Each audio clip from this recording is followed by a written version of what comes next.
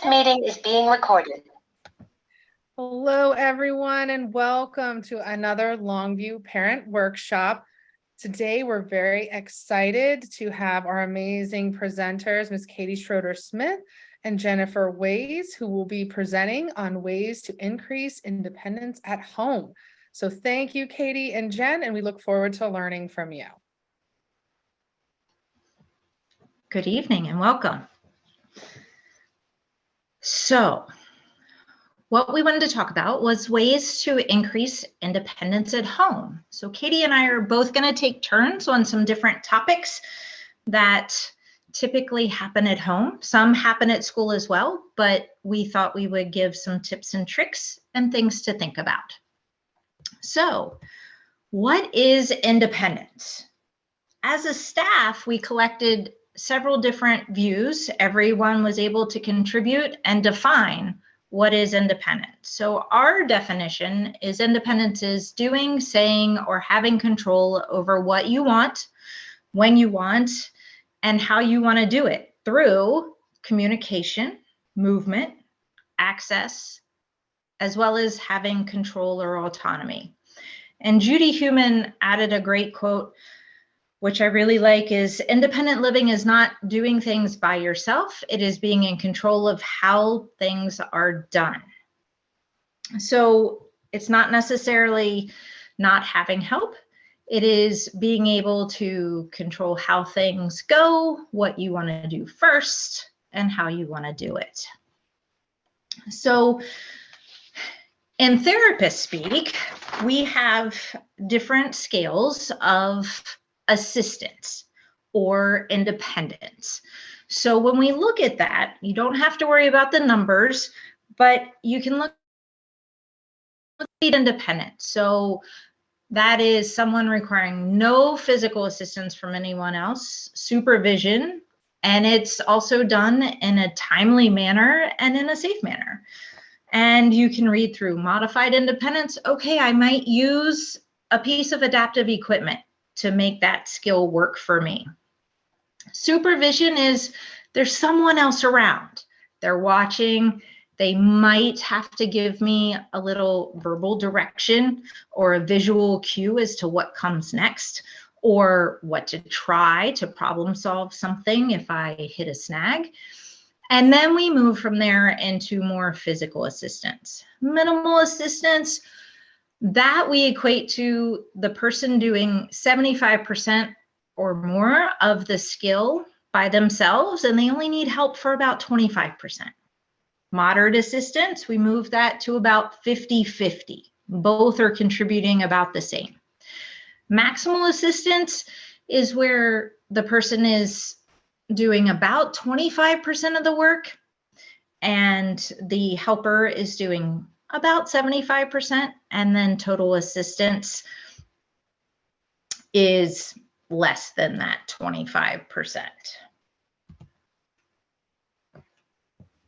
Okay, so along with independence, I wanted to talk about participation as well. That goes into independence, but it's also sort of a separate thing because as a goal for our kids, our students, we want to see participation. We may not see independence. We might see some level of that independence, but what we want to see with everyone is some level of participation.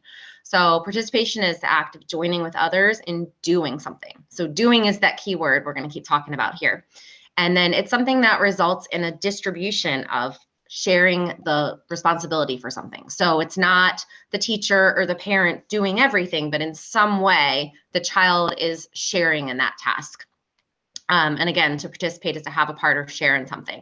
So just think about, as we talk about these things, what part does your child have in sharing the tasks of dressing, toileting, bathing, their hygiene, such as washing hands or washing their face, mealtime or household tasks? And how do you guys share that task? So just think about that as we go.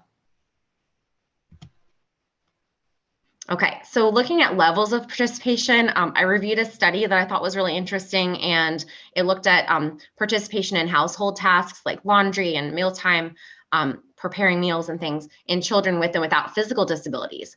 And they're comparing children with physical disabilities to typically developing children. They did exclude kids with specifically intellectual disabilities from this, but they were looking at the aspects of managing and supervising would be like an active role versus like a passive participation directed by others, receiving and participating. However, all of these things, receiving, participating, managing, and supervising, are all parts of participating. And they found that children with physical disabilities required those opportunities to be able to make choices about tasks. Even if they weren't able to do the task themselves, they could direct others to do those tasks, maybe through assistive technology or another means of communication, to do things that they couldn't manage in their homes. And that would give them that sense of independence. So we look at strategies to improve and increase that participation, leading to more independent parts of a task, and then hopefully the whole task. So there are some things that we look at first to figure out where we might go with a skill or what we might start with. So a key thing is looking at the child's strengths as well as their weaknesses or their needs. And what we want to do is maximize the strengths. So we really look at, hey, they've got great strength in their right arm. Okay, and it's really when they're stretching it out. Well, great. That would be great to put their arm into the sleeve of a jacket or to help with a piece of wiping the table, or there's many different skills and pieces that motion might be able to be part of the whole task. The second thing we want to look at is, what is that task that the child wants to do, or that you're hoping that the child does? And so we spend a lot of time breaking down that task, really analyzing what are the pieces and parts that go into that task. There's a lot of setup pieces. There might be 2, 3, 4 steps in the process until you reach the whole process. And you'll see that in an example that we give later with hand washing. And then we have some other examples at the end in some resource slides that we'll share with you later. The other piece, when we go to teach the skill, is how can we fit it into natural context and environment?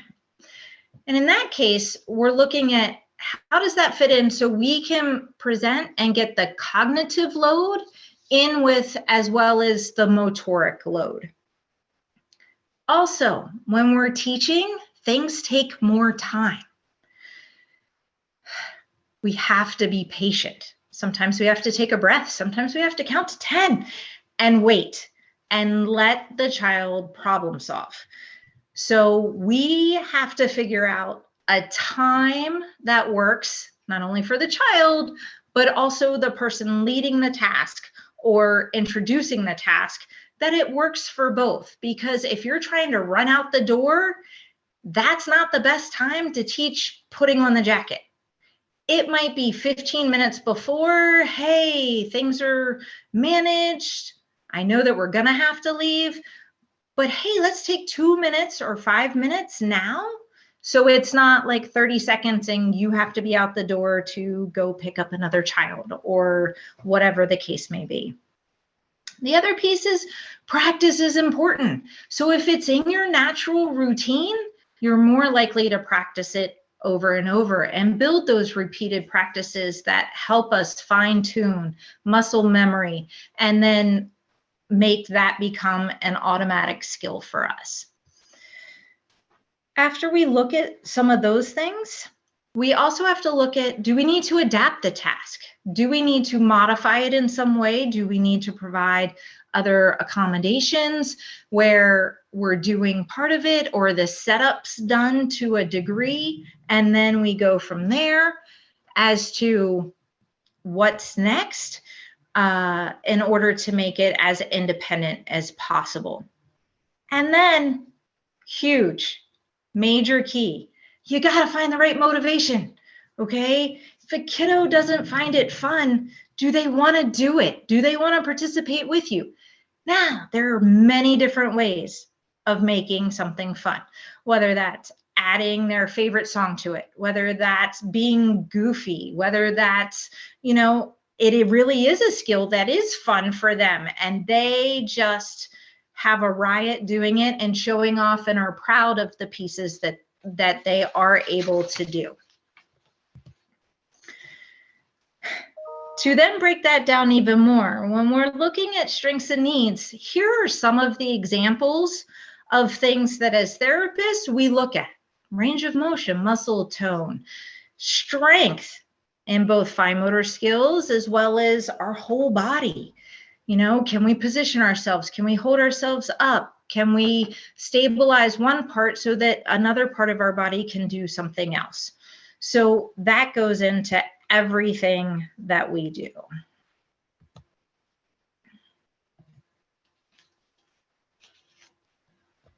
I forgot to unmute, sorry. So as occupational therapists, this is like the main thing that we do. It's called activity analysis for us, but basically it's breaking down the task, and you can break it down by skills or by steps. There's lots of ways to break down a task, and generally tasks, especially activities of daily living and these functional tasks, require a huge variety of skills. We're using our cognition, gross motor, fine motor, attention and motivation, which are part of that cognition. Our sensory processing skills, are we registering the sensory input that's going around us? Are we modulating that, or are we overreacting to it or not attending enough to it? And then are we able to discriminate? For example, is this hot or is this cold? Is this wet or dry? That's looking into our body awareness. And then of course we have our communication skills, which definitely play into our activities of daily living. And then by steps, we're looking at, like Jen already mentioned, breaking down the task. So we can look at the big steps, like putting a shirt on your head is one big step of dressing. But within that step, there's lots of little steps. We might have to lift our arms. Can we lift our arms up to shoulder height? Can we open our fingers? Can we grasp onto without looking, find our shirt? So there's lots of different little steps within there. Okay, there is a video on this slide, and It's coming. It's 7 minutes long, so we're just going to play a little bit of this, and it's just going to show basically a woman, an adult with cerebral palsy, who is amazing how she adapts and uses compensation and independently gets her shirt on. But you'll see how much time it takes her to do so and the small steps that she has to take. So we're just going to watch a little bit of this, but as you get the slides, you can certainly watch the whole thing, and it's on YouTube. So.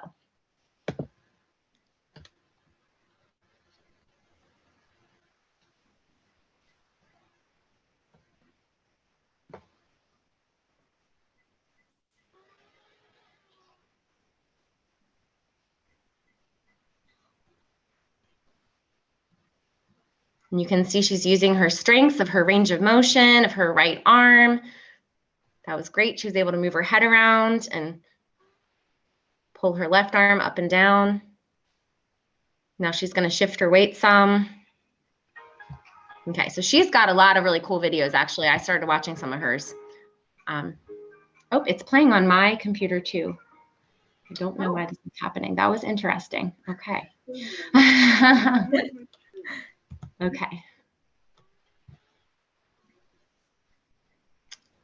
All right, so looking at the developmental sequence for dressing skills, just looking at this to think about like kind of where it starts for babies and toddlers and how it goes, and then looking at that as just a general guideline of what types of steps that your child might be ready for. And then it's really just more of something to think about. You don't always have to go in this order, but it's really just something to kind of give a general guideline. Okay, so yeah, it's just keeping it in mind. And going back to that motivation, what is the student motivated by? Perhaps like fasteners, which are a way higher skill, would be way more motivating for that child. Maybe they are like the sound of the zipper, so that might be motivating, and you could put a zipper pull and they would be interested in holding it and pulling it up and down, so you never know what a child will be able to do because we don't know what their motivation is. We need to find that out. And hopefully you as parents know better than we do. So when we go to set up a task, there's several pieces that we need to look at. the positioning of the student as well as the helper or the parent, the caregiver, whoever it may be, so that we're trying to keep everyone safe, using their body in a safe manner, and being able to utilize each other's strengths to make this happen.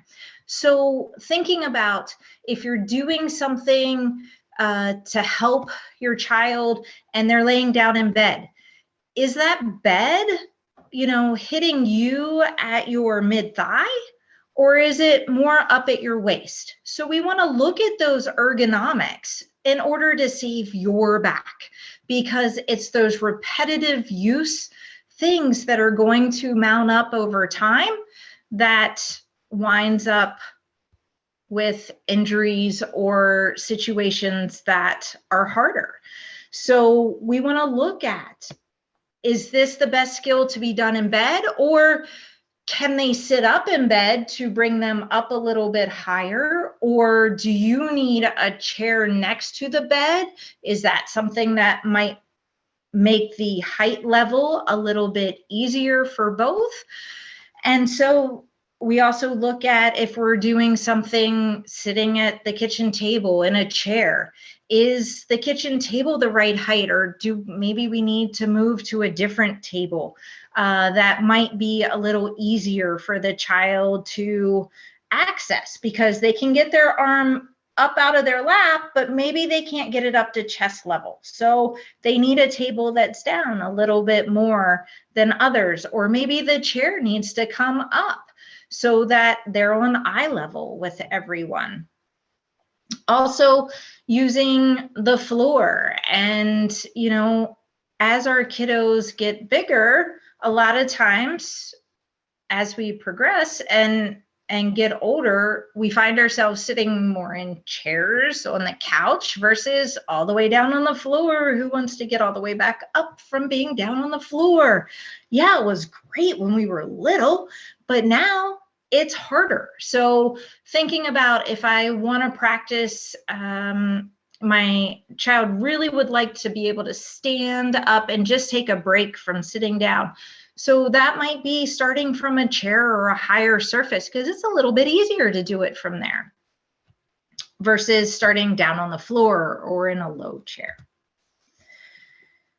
So we have an example here of putting on your shirt.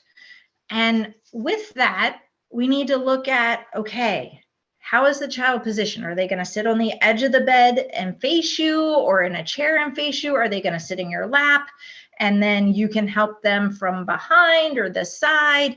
So all of those pieces go into it. If you have a kiddo who's really visual and wants to see your face and your reaction to what they do, you may need to try and align it so that you're facing them. There's other pieces as to how are they going to reach up with one hand? Do they need to have something next to them? So maybe you need to sit next to them on one side so that they can brace against you for them to reach with the other hand. We also see in the middle picture, them turning their trunk to the side in order to try and work their arm through a sleeve. And then some of the others are other positions where this is happening. So it really depends on the strengths and the weaknesses of both the child as well as the caregiver.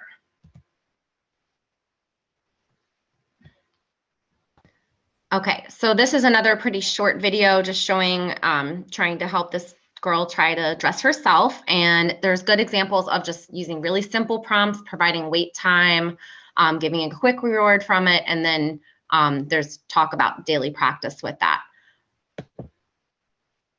Oops.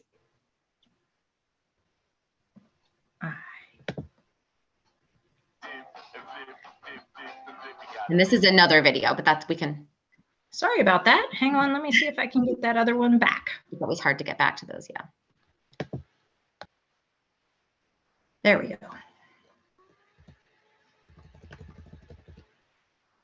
This is the tough part for you. Good. Okay, cool.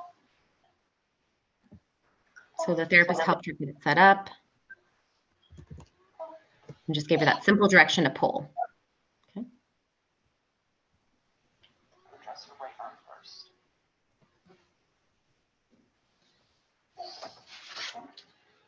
Reach.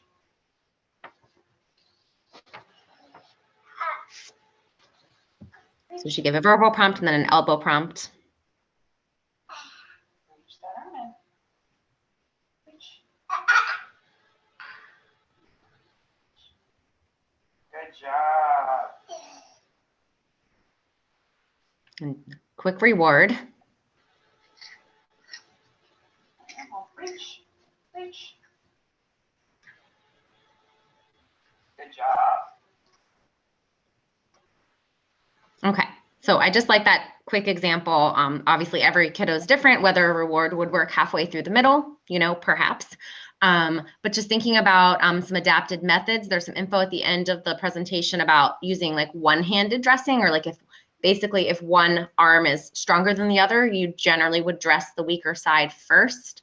And then we'll talk about that as we get to lower body as well. But another thing I wanted to mention is there's different methods of teaching a skill, whether it be dressing or any other skill, and you can do something called forward chaining or backward chaining. So for forward chaining, you would do the first step of the task first. You would have the child and maybe you would work on that if that's their strength. You might have them lift the shirt and put it on their head. And then backward chaining would be, you would kind of do everything except for the last step. And then they would get to feel the success of completing the task. So those are just two different methods, but it's recommended that you would look at what the child can already do and kind of start there. So this is a fun little video and song about putting the jacket on. Just one method. Some kids are able to flip it over. There's also putting it on the back of a chair, and then it's already set up. And then if they have enough range of motion to finagle their arms in that way, that may be a good method for more of an older student too. We don't have to play this video. It's just a fun little song. Gets in your head. And then of course, adapting those fasteners with, Sorry. in our head. It's all good. It's a fun one. I bet you would like it, Libby. I won't let me get past it. Let's see. Here we go. Let's see if we can. There we go. There we go. All right. So for lower body dressing, similar things. There's lots of different starting positions we could start in, but we do want to remember some of the tips that Katie just shared. So you want to start with the weaker one or so on first and get that through, and then the stronger one can usually help out. So you can see there's different ways that you can do that, but all of them require you to lift your leg at some point so that your foot can get in the pant or the short leg. And then it requires you to pull them up. And this is just a gross breakdown of the skill. So are you going to work on getting it just from knees all the way up? Are you going to go from thighs up? Or are you trying to reach all the way down to our feet and pull it up to our knees? Get it over our knees first, and then you're pulling in a different direction. So there's many different pieces and parts, and it's identifying the strength, the motivation. Do they like finishing the task and having the reward at the end, or do they really want to get it started and go from there?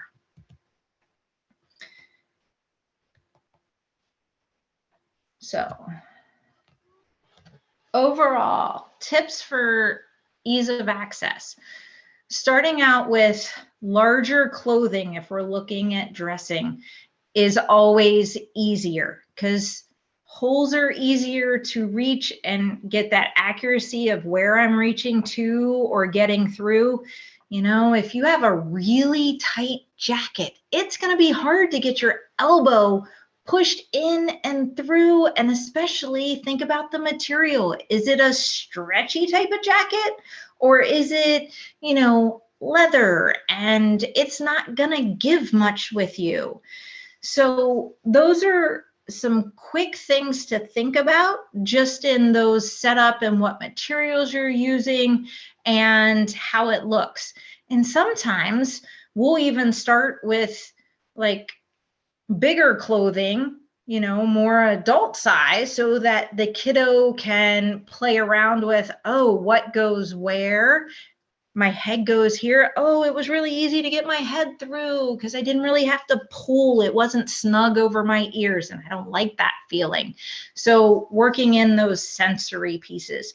Sometimes with bigger clothing, it's also a little easier to have a fun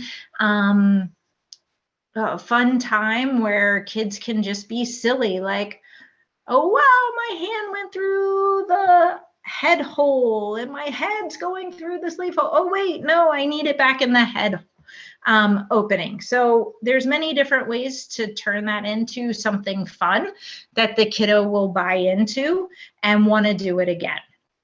Looking at fasteners, you know, is it Velcro? Are they shoestrings for tying shoes? Or is it shoestrings that are already set and will give as you put your foot in, but then they also close without you having to do anything now? Modern inventions, they're great. Then other already adapted clothing you can buy. Unfortunately, that tends to be a little more expensive. And then we had shared before Billy shoes, and we'll talk more about shoes and those types of things, but at least there are more clothing lines starting to come out in other department stores and online that do have some adaptations if you're really struggling in an area or you need one thing done and you don't have the sewing skills like me. But anyway, so challenges. So some of our kiddos, they need to wear a DMO suit or a TLSO or orthotics or something else on their body to help them either maintain their position, maintain their posture against gravity, those types of things. Those make it tougher to put things on over. It adds friction. They may not move or be flexible. You know, if you have a wrist splint on and it's holding your wrist in a solid position and you want to move that arm through the jacket sleeve, if it's a former fitting jacket, it may be much more difficult and require more assistance to really pull that sleeve down over the orthotic first and then do the rest of the arm. And for foot orthotic tips, wider shoes, the heel placement, making sure the heel can get down, and then using their weight shift, as well as making sure that the shoe fits, it's not too snug and isn't going to press in and give more skin issues, or it's not so big it's just falling off when they pick up their foot. Okay, we've talked a lot about dressing skills, but there's lots of other activities of daily living. We're just gonna kind of do a brief overview of a bunch of these. There is a presentation that was already done. I did earlier in the year on feeding mealtime, so that is not gonna be addressed too much today, but you can look back on that at the website. But talking about toothbrushing, that's not something we might think about our students wanting to do, although many of our friends really do like that oral input and do like to put things in their mouth. So it can be a motivating activity for them to participate in. Some ideas here are, you know, having some type of a communication symbol to get ready so they know what's happening, what's coming to them. Obviously, if it's within the routine and it's an expected occurrence that happens at certain times of the day, that's a great thing too. A mirror can be a great thing. And I wanted to mention the mirror back with the dressing too. If you're going to have fun, mirrors are always good for that. If we have vision as one of our sensory systems. But we may need to warm up our face or our mouth, possibly if our kids are more sensitive to sensory input, or maybe just to kind of wake up their mouth and get them ready for it. So there's different things we can do with that. If they enjoy maybe just some rubbing their cheeks, we can do some tapping, we can sing a little song, something that's in the routine that would help. Can the student help with the toothpaste? There's the types that you can push down. They could hold the tube for you. They could even pop the top off or something, if the fine motor happens to be one of their strengths. Maybe they can hold the toothbrush and bring it to their mouth. Perhaps they like the sensation of vibration, and you could use an electric type toothbrush or a battery operated toothbrush. And if that's too much, sometimes using an old battery can work, or just finding one that's not quite as intense. And then we want to think about the child's ability to manage their own saliva and to spit. So sometimes we might need to use more of a suction device, use gravity, make sure their head is down so that the fluid is coming back out, and helping them with rinsing and getting that out. And that depends a lot on their status of being able to manage saliva and possibly even their swallowing skills. And then they can work on wiping their mouth off. Maybe they like water, so we could work on them turning the water on. So whatever aspect would motivate them, that might be a great place to start. I have some ideas of just different types of toothbrushes here. There's all kinds of things out there, and definitely talk to your dentist about any specific needs that they would have. But the suction ones might be something that would be helpful, possibly also the vibrating toothbrushes. There's even little tiny ones. I love this for little ones, the little pink one's really cute. So there's lots of different options, and you see the one with the grip there that has the brush on each side. So that's kind of nice for difficulty with dexterity. Okay, I think I'm still here talking. Okay, so hand washing. Hand washing is one of my favorite things to do with kids. And I know PT, OT, we all work on this. Teachers work on this. We all work on this with our friends because we want them to get good hygiene. And hand washing has become even more important with COVID and everything else going around. But this is definitely something that they could be participating in some way at home, whether they can access a sink, or perhaps you have a basin of water that you bring to them, or even a wet cloth. But often the actual running water is the most motivating. Even if we're not able to use our vision, we can hear the water, we can feel the water. We want to have some way to communicate that that's going to happen, especially if we're not able to see it. So those other methods of communication would be helpful. And definitely in the routine. So if they know to expect, okay, every time before we go to mealtime, we wash our hands, or every time after we leave the bathroom, we wash our hands, then they get that practice too. So if we can get positioned, they can get both of their hands in the water, whether that be standing or sitting. Obviously with balance, we would generally need to be able to balance with no hands holding on to something. In general, we can sometimes lean our weight forward and lean our hands into the sink, but we don't want to have slippery hands and have to hold ourselves up. That's not always a safe thing. And ideally, we want to wash both hands together. But there are some kids that may hold on with one hand, kind of wash one hand, dry it off, hold on with another if we had to. That may not be the most efficient way to do the skill or the most functional. It's a great bilateral activity. We get feeling both of our hands together. Some kids have more tight hands and they may not be able to get the palms together, but they may rub like this, or they may rub like this, but whatever way they can get their hands going together. So there's all those steps I have listed here that they can participate in any part of it. Singing a song or playing a song sometimes can help, and that's often enjoyable and part of the routine. And then of course, throwing things in the trash can is always a great thing too. So after we dry our hands, they get to crumple it up and throw it away. So we have a good visual on the next slide. So it's great if your child does respond to visuals, that you might have something very simple like this, maybe with the steps, not anything too complicated. Maybe it's just one picture that lets them know that that's what it's time to do.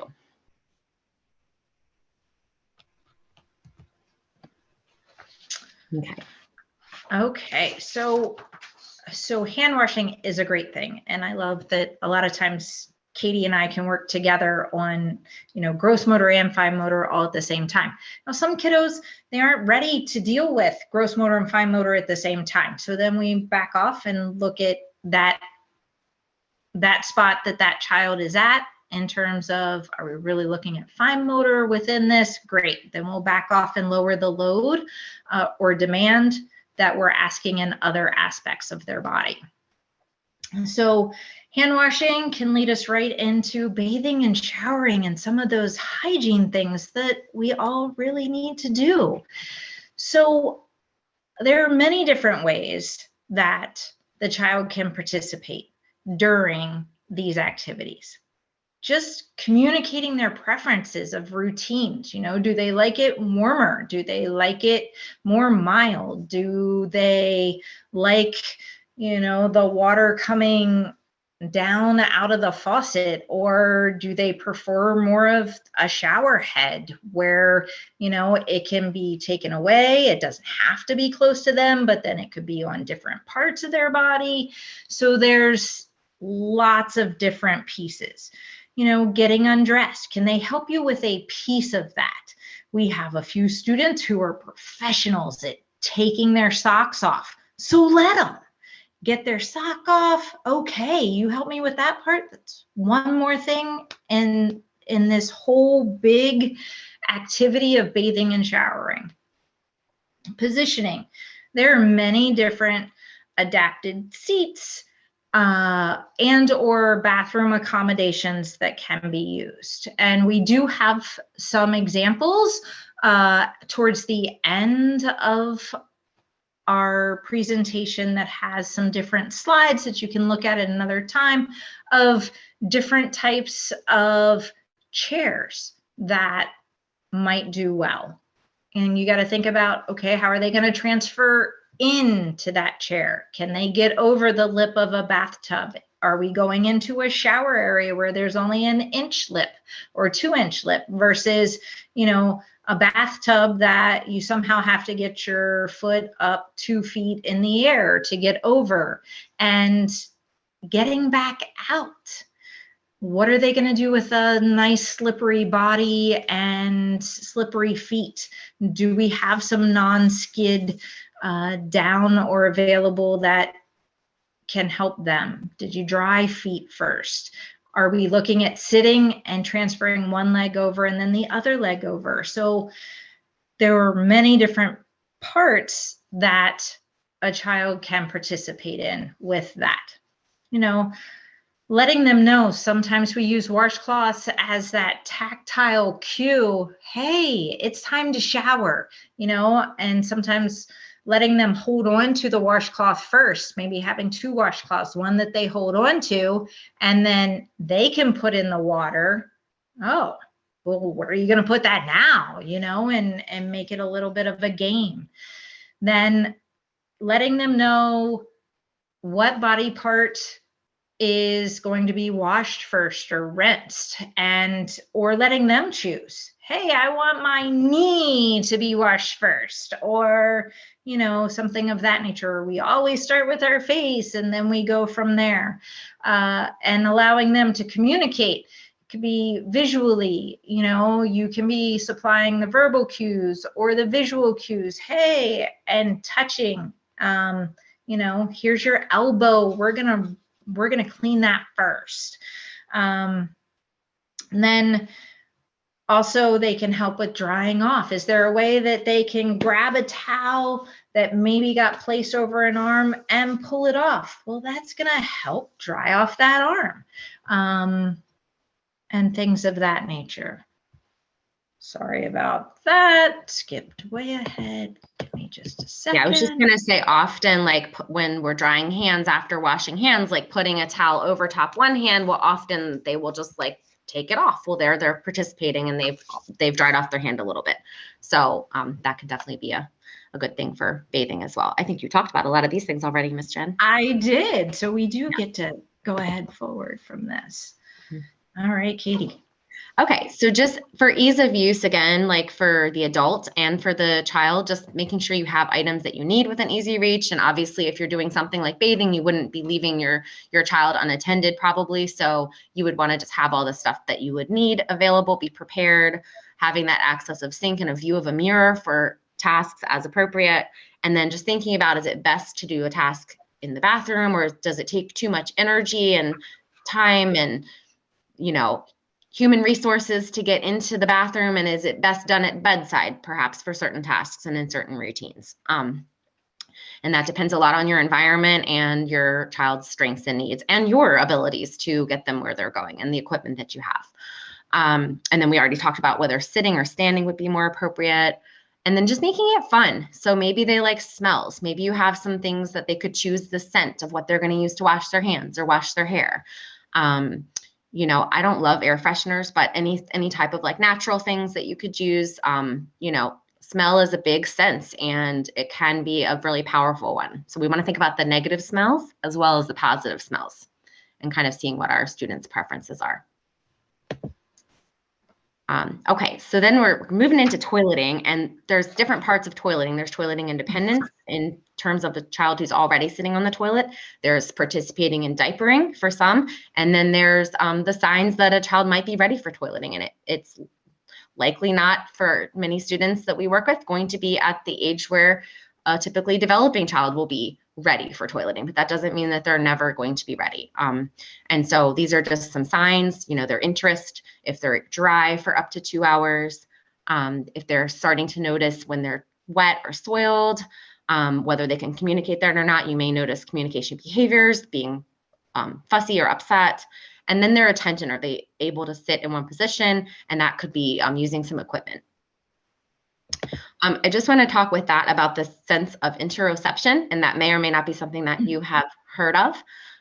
It's kind of a new term out there, relatively new, but we look at our 5 senses, right? Our touch, our hearing, our sight, our, what am I missing? Taste, smell. And then we look at our movement body senses. We have our vestibular sense in our inner ear that helps us with our balance and our head position. And then we have our proprioceptive sense, which comes from our muscles and our joints, and that goes along with our kinesthesia or sense of movement. But then in addition, we have our interoception, which is really the internal sensation of what's happening in our body. And we can read those cues by if our stomach is feeling hungry. A lot of times it's from pressure. If we're too full, or we have to go to the bathroom, or we have to, our heart is racing, we're thirsty, those types of things. So we want to notice those communication signals and notice if our child is getting those signals of interoception. Maybe they're overly responsive to that, and every time there's a slight little change in one thing, they're going to be really sensitive to it.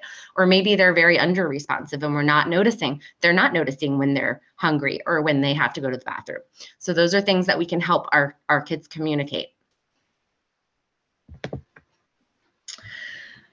Huge thing with toileting is establishing that routine. And that does not mean you have to do each and every one of these times that are given as an example on this slide. So yeah, when you get up in the morning, before and after a nap, before and after a meal, or before bedtime. So a lot of times it's great to start when the child has the most motivation to do it and is the most interested, but then getting on a routine. So it might be, hey, we're going to do this every day at this time or about that time. Life happens, right? So, or it could be, hey, we're going to do it twice a day. We're going to do it first thing in the morning when we get up, and then last thing before we go to bed. Those are the 2 times that we kind of set aside as this is our toileting routine. And with the toileting routine, it's important that the child starts learning their bodies and the cues, learning how to understand that interoception that Katie was just talking about. What does it mean? Oh, I need to do something. Oh, I'm not comfortable after this just happened with my body. I need something different. Oh, that's a great time, because then they're motivated to do the other pieces and parts of the routine to hopefully eventually add up to the whole task. So before I hop to household chores, hang on one second. Just wanted to add with toileting routines, we have many kids who work on different pieces and parts of this all the time. So it could be anything from, hey, let's learn how to bridge and lift our bottom so that we can help in a changing routine. Or it could be, hey, if I can loop my hand in the waistband and I can push my pants and start to push them down, hey, that's huge. If someone else doesn't have to do all of those pieces and parts. So, figure out those interests and really go with it. Now, interests, household chores and jobs. Okay, maybe the parent's interest, but you would be surprised. Kids learn responsibilities And a lot of times you'll see the proudness that they have when they've accomplished something. Now, am I going to ask a child to be able to do all of the laundry on the first job? Just go do the laundry. No, I wouldn't expect that from any child. But we might start out with, hey, let's figure out how to sort. We're sorting by colors. What a great thing to be able to do, because many times we're looking to sort by an attribute, and that is one way we can reinforce that. Or we're working on our colors, or we have a fun little song to go along with it, or nobody wants to smell the dirty laundry. Give it a toss or a throw, and you're working on different motor patterns. Or I have a really big bin. Can you drop it in? Instead of something really small, they're dropping it in the big hamper, So a lot of times kids can have a lot of fun with things that we might think are mundane or, not maybe our first choice in doing something. So other ideas you can see here, laying out clothes, placing silverware in different parts, or sorting the silverware, taking the silverware, and when you're working on emptying the dishwasher, if we can get that to them to where they could put the spoons in one place and the forks in another, or something of that nature. Or maybe you just start out with them grabbing the spoons, on the spoon handle, and then letting go. Other things, what a great help, placing trash in the container, right? They can help do KP duty. Wiping tables down. They may not be able to hold on, but maybe or grasp the sponge or the rag, but they might be able to put their hand on it and move it from side to side. So, and if they could clear their area versus maybe looking at the whole table, kudos, nice job. Assisting with cooking, a little piece, whether it's something from a switch adapted situation where they can, if a container's filled with the right amount that you need for cooking, and they're able to hit a switch and it actually turns or pours it into the other container. So, making cookies, adding different things together, and then stirring. Oh, what fun it is to stir and make new things and learn about science in different ways. Pet care. A lot of our kiddos, they love their pets and their pets love them and they want to be near them. Can they help brush the dog or taking the dog for the walk?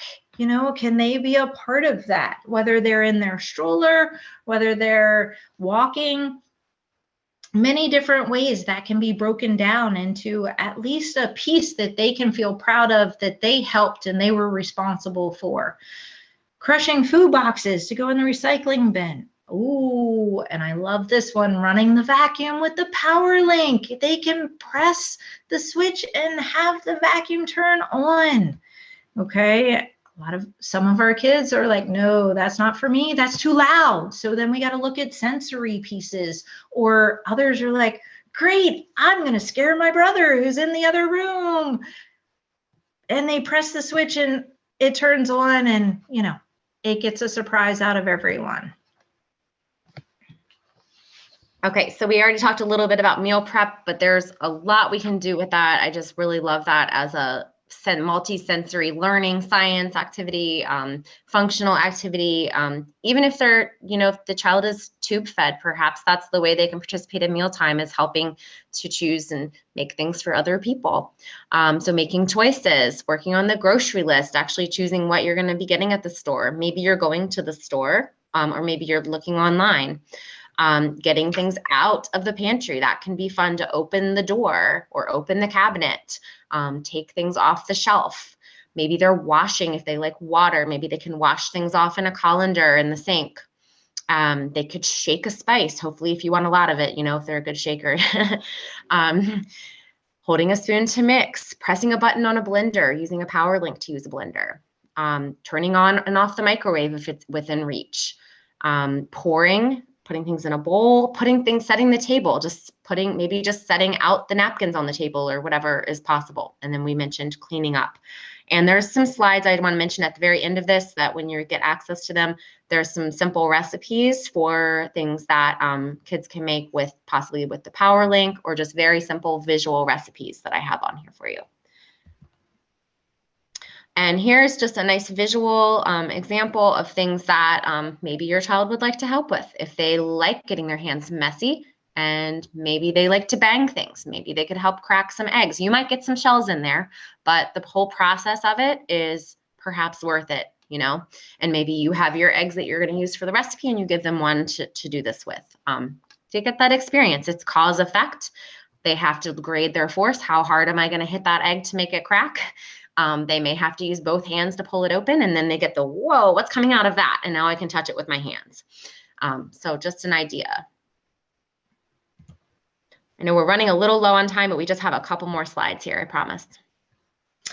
And so communication is huge, right? So figuring out the best way that the child knows what's going on and wants to participate. So are they going to use tactile symbols, or are they using their speech generating device to tell you the process? Like, first add this, next pour, then stir, you know? And then it's really fun when they like to tell someone else to do it, and when the other person does it, oh, that is power in communication.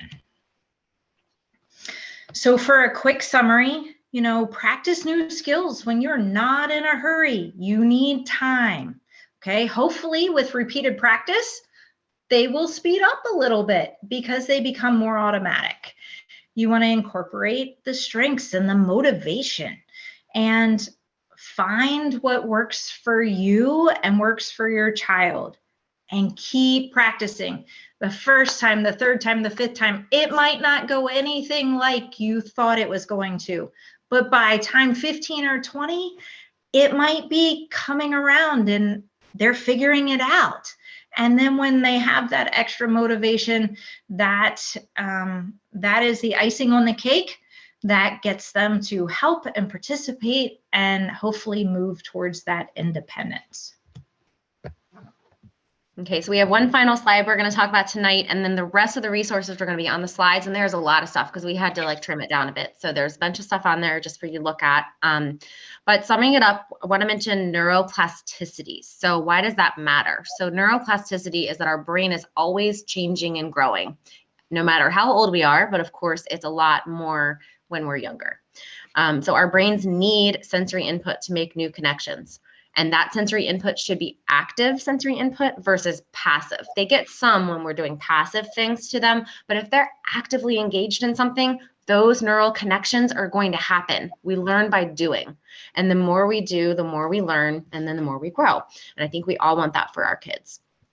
Practice and repetition of a skill in a functional context is what leads to those changes at the brain level. There's a lot of research lately that is showing this. So it's not what we're doing to the kids, it's what they are doing. So we have to find ways for them to do. We have to find ways for them to have these opportunities and for their dignity as individual human beings to get some kind of say in their world, to get some kind of control over their world.